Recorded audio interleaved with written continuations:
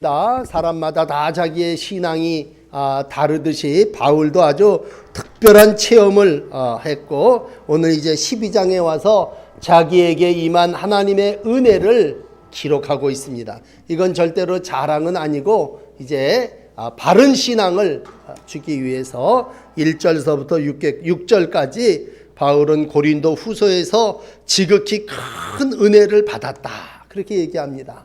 다른 사람들이 보지 못한 걸 봤어요. 그리고 영적으로 환상, 계시, 그런 말을 쓸 때 오늘 4절에 보면요, 도저히 표현할 수도 없고 누구에게 알려서도 안 되는 그러한 음성도 들었어요. 그러니까 그냥 편한 세상 말로 얘기하면 황홀한 체험을 했어요. 황홀한 체험. 바울은 정말 황홀한 체험을 했고, 이걸 뭐 어떤 표현을 빌은다면 삼층천을 경험했다, 뭐 그렇게 표현할 수 있습니다. 얼마나 큰 은혜를 받았는지 몰라요. 그런데 바울이 그렇게 큰 은혜만 받은 게 아니고 하나님께서 그 은혜가 너무 크니까 그걸 통제하셨어요. 야, 네 은혜가 너무 크구나. 그래서 육체의 가시를, 사탄의 사자를 그렇게 표현을 했는데, 오늘 육체의 가시, 사단의 사자를 주셨어요. 그건 목적이 있는데 그건 바울에게 너무 자고하지 않게 하시려고 그렇게 얘기하고 있습니다. 그래서 바울은 평생 육체의 가시를 가지고 살았어요. 뭐 여기에 대해서는 할 말이 많지만 어떤 사람은 바울이 결정적인 질병이 있었다, 그거를 요즘 말로 얘기하면 간질과 같은 그런 아주 치명적인 병이 있었다, 그렇게 말을 하는 분들도 있어요. 어쨌든지 간에 그건 바울에게 있어서 큰 핸디캡이에요. 사람마다 다 자기의 약점이 있지 않습니까? 다 장점만 있는 게 아니라 큰 은혜만 가득해 갖고 사는 게 아니라 사람마다 큰 은혜가 있는 반면에 또 육체의 가시가 있단 말이에요. 그러니까 더 설명을 길게 하지 않더라도 난 이게 가시야. 어떤 분들은 또 그럴 거예요, 속으로. 나는 아무개 자식 중에 그놈이 내 가시야, 그러는 분들도 있을 거예요. 또 어떤 분들은 정말 바울처럼 육체의 질병이 가시일 수도 있고, 어떤 분들은 성질이 아주 유별난 게 가시일 수도 있고, 어떤 분들에게 있어서 참 가시는 그 욕망, 욕정, 이런 것들을 이기지 못하는 그러한 본능적인 게 자기에게 큰 가시가 될 수도 있어요. 그러므로 이 찌르는 가시가 늘 나를 괴롭혀요. 바울도 똑같았어요. 바울은 기도의 사람이니까 하나님 앞에 기도했어요. 하나님, 이 육체의 가시 좀 데리고 가세요. 이 육체의 가시 좀 없게 해주세요. 그리고 3번 기도해요. 여기서 3번이라는 게 1번, 2번, 3번이 아니에요. 3번 했다는 얘기는 정말 간절한 마음을 가지고 하나님 앞에 기도했다는 얘기예요. 그러면 하나님이 큰 은혜를 내려주시는데 기도의 응답까지 안 해주시겠어요? 그러면 얼른 그 육체의 가시를 그냥 앓더니 빠지듯이 확 빼주셨으면 좋았을 텐데, 오늘 이제 이어지는 짧은 4절이니까 하나님의 응답은 뭐냐면 육체의 가시를 제거해 주지 않으셨어요. 그리고는 내 은혜가 내게 족하다, 그리고 거절하셨어요. 그러니까 너 평생 그 육체의 가지를 가지고 살아라, 그런 얘기고, 바울은 그걸 더 이상 하나님 앞에 이제는 기도하지 않고요, 은혜 받은 중에, 고통 중에 하나님의 은혜가 있음을 깨닫고 늘 그걸 가지고 살았어요. 그러면서 바울이 마지막 이제 끝에 가서 결론을 내리기는 내 능력이 바로 약한 데서 온전하여 짐이라, 그렇게 말씀하셨어요. 오늘 여러분 이 짧은 본문의 말씀을 읽으시면서 우리가 늘 그래요. 기도라는 건 반드시 내 뜻대로 응답돼야지만 기도라고 생각을 하고 은혜 받았다고 생각을 해요. 그렇지만 오늘 대사도고 큰 은혜를 받았던 바울조차도 자기가 원하는 대로 이루어지질 않았어요. 좋은 신앙이 뭡니까? 참 하나님의 뜻을 따르는 사람이 누굽니까? 그건 내 원대로 되어지는 게 아니라 하나님의 은혜가 이만큼임을 알고 그 은혜를 내가 수용, 받아들이면서 사는 거예요. 그러므로 여러분, 육체의 가시, 사탄의 사자, 어떻게 보면 뾰족한 말뚝이 늘 움직일 때마다 나를 괴롭히는 그러한 것이죠. 얼마나 바울에게 있어서 이 가시가 영적 그리고 육적인 삶을 감당하는데 힘들었겠어요. 여러분 생각을 해보세요. 사람마다 다 약점이 있다고 말씀을 드렸는데 사람은 그래서 날 때부터 울고 난대요. 출산 상처라고 하는 것도 심리학자들이 얘기를 하는데 사람은 울면서 난다는 거야. 그만큼 다 상처가 있고 가시가 있고 어려움이 있다고 하는 얘기입니다. 우리가 함께 신앙생활을 하면서 내 육체의 가시는 뭡니까? 이건 정말 내가 하나님 앞에 내놓고 기도해야 될 기도거리예요. 이제 이번 주간에 여러분들이 속회를 공부하시면서 나아만 장군에 대한 얘기를 공부하실 거예요. 이번 주 속회 보면 열왕기하 5장에 보면 나아만 장군 얘기가 있는데 이 사람 장군이 장군. 장군이면 그 당시 군사 나라에서 가장 힘이 센 사람이에요. 근데 치명적인 상처가 뭐냐면 문둥병자예요. 겉에는 갑옷을 입고 투구를 쓰고 정말 요란하지만 옷을 벗겨내보면 뭐예요? 몸에 문둥병이 걸려있는 사람이에요. 그 상처가 아주 그냥 부끄러워요. 근데 여러분 아시는 대로 이 나아만이라는 사람이 그 문둥병에서 고침을 받습니다.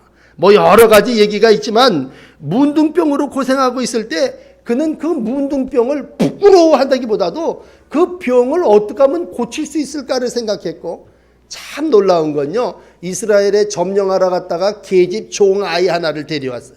그게 집에서 허드렛이라는 하인으로 쓰는데 이 계집 종 아이가 주인의 그 병든 모습을 보고 이렇게 얘기합니다. 아이고 우리 동네에 용한 의원이 있는데 그 선지자에게 그 선생님에게 가면 무슨 병이든 다 나을 수 있습니다. 근데 여러분 문둥병자가 나을 수 있다 그러면 어디든 안 가겠어요? 수레에다가 바리바리 선물 싸가지고 병 고치러 갔는데 선생님이 뭐라고 얘기합니까? 문 열고 신발도 안 신고 나와서 점령군의 장군을 맞이한 게 아니라 저기 요단강에 가서 저기 7번 그 몸을 씻으라고 얘기해요. 순종하고 그대로 행할 때 어린아이의 살과 같이 깨끗하게 됐다고요.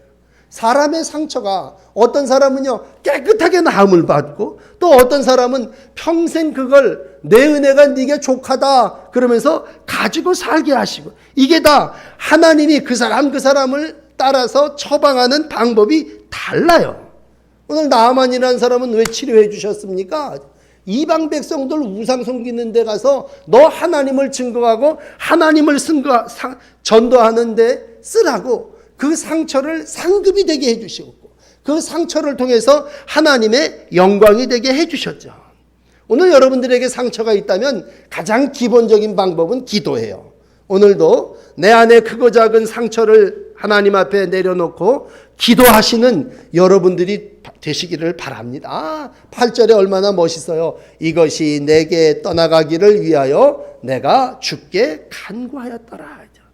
여러분 늘 그것 때문에 더 기도하시고 이게 내 기도 제목이고 평생 하나님께서 기도하라고 이 가시를 주셨다. 그렇게 믿고 기도하시기를 바랍니다. 상처가 없으면요 기도 안 해요. 여러분 문제가 없으면 기도 안 해요. 고난과 고통이 없으면요 기도하지를 않아요. 그렇기 때문에 오늘도 하나님은 우리에게 기도하기 위해서 육체의 가시를 주시고 그 일로 인하여 하나님과 더 가까이 동행하게 하시는 줄을 믿습니다. 그저 세상적인 방법 고민만 하지 마시고 오늘도 기도할 때에 여러분들의 약한 그 부분을 통해서 하나님의 강한 능력이 나타나게 될 것이고 하나님의 은혜가 임하게 될 줄을 믿습니다. 절대로 여러분들의 약점을, 핸디캡을, 상처를 부끄러워하고 숨기려고 하지 마세요.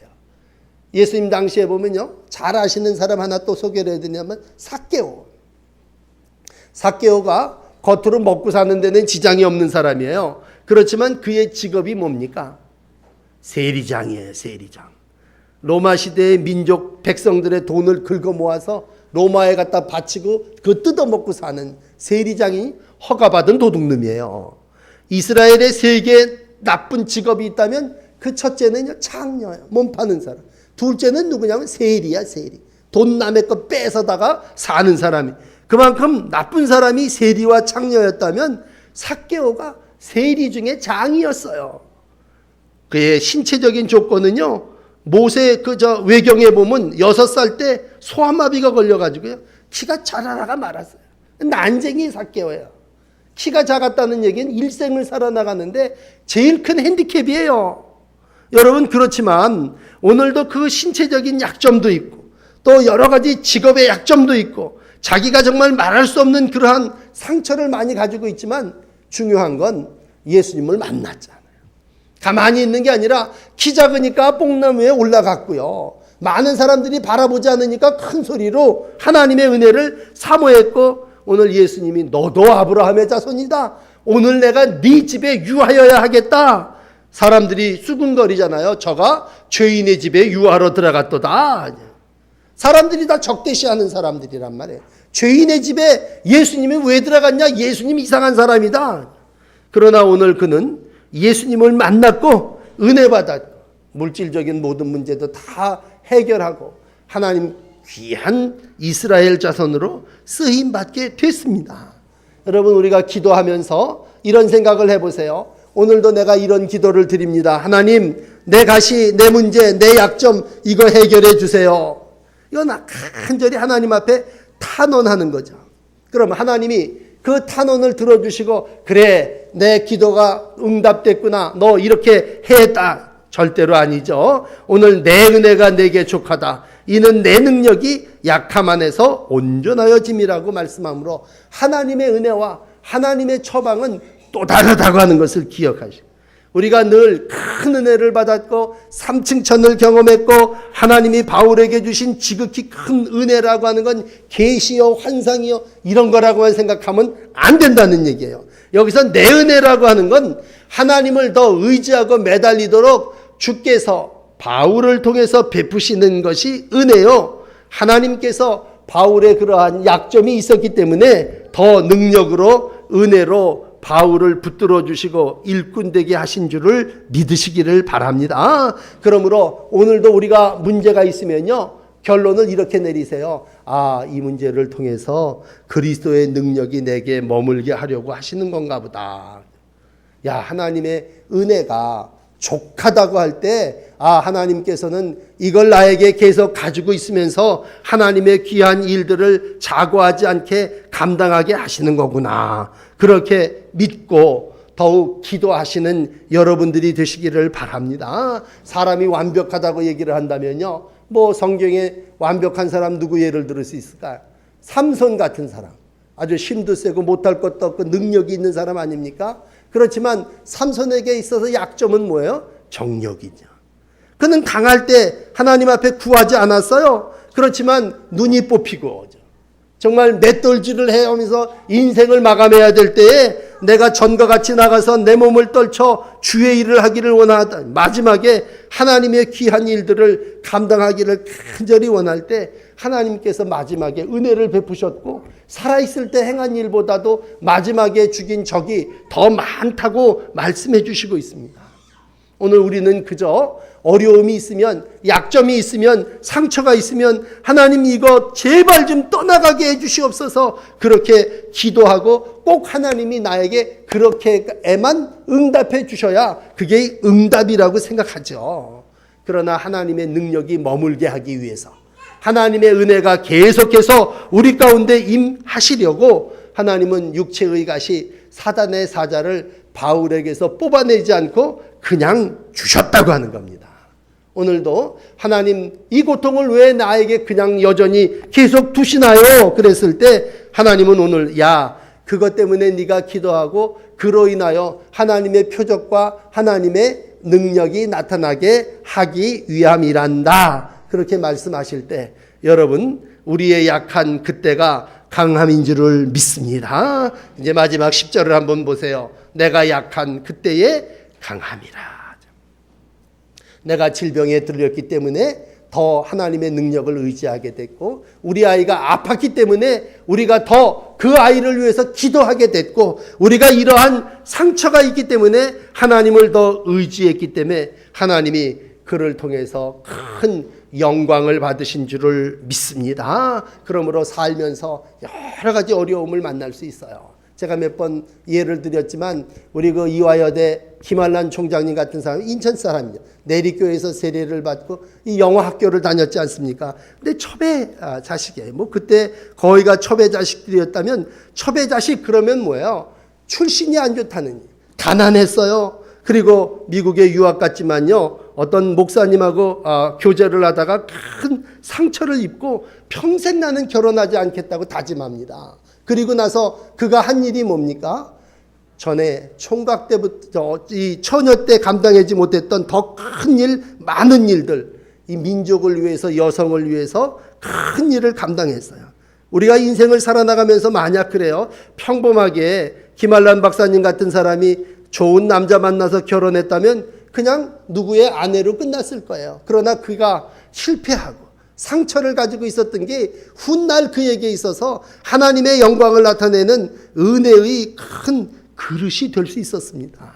여러분, 우리가 약할 때에 우리는 하나님을 의지하게끔 돼 있어요. 분명한 건 강한 사람은요 의지하지 않아요. 애 잘 놀 때 엄마 안 찾아요. 그렇지만 문제가 있으면 뭐예요? 뭐 변을 봤다, 뭐 어디가 아프다 그러면 애는 울게 돼 있어요. 그러면 강한 어머니의 큰 손이 그 아이를 덮어주고 사랑으로 인도해 주죠. 오늘도 연약하지만 나에게 하나님께서 이 상처를 통해서 강하신 주의 은혜와 능력을 이루게 하신다라고 할 때 약할 그때가 곧 강함이라고 하는 말씀을 마음에 담으시고, 오늘 특별히 여러분들 가운데 질병을 가지고 있는 분들이 있다면 하나님은 이 병을 통해서 나를 더욱 겸손하게 하시는구나.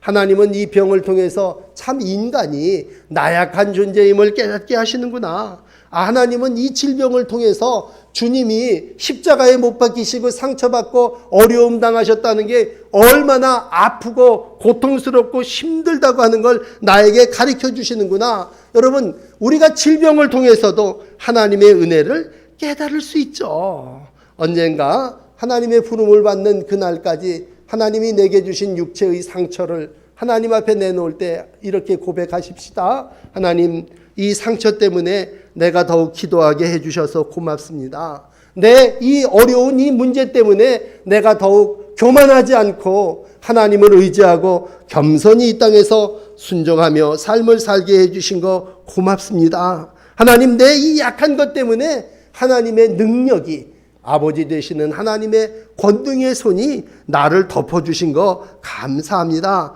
그렇게 우리 마지막 때에 고백하며 신앙의 삶을 감당해야 될 줄을 믿습니다. 가시가 제거된 것만이 은혜가 아니고 가시가 없어진 것만이 하나님의 축복이 아니라 오히려 바울 사도는 내 개인적인 고백으로 이 가시가 오히려 하나님의 능력을 불러오는 귀한 도구가 되었음을 고백하고 있습니다. 오늘 약할 그때에 능력이 되시는 하나님의 은혜가 여러분들의 상처, 여러분들의 핸디캡을 통해서 더 기도하게 하시고 지혜로운 모든 일들을 감당하게 하심을 믿고 어려움 가운데도 하나님 앞에 은혜를 구하시고 기도하시면서 주어진 삶을 잘 감당하시는 복된 성도의 날들이 되시기를 축복합니다. 기도하십시다. 우리의 바위가 되시고 산성이 되시는 주님, 우리가 연약할 때마다 주께로 피할 수 있게 하시고 주의 도움을 받게 하여 주시니 감사합니다. 이 땅을 살아나가는 많은 성도들 가운데 육체의 가시를 가지고 사는 이들이 있습니다. 이 약점만 없다면, 이 핸디캡만 없다면 우리가 늘 하나님 앞에 기도하는 제목인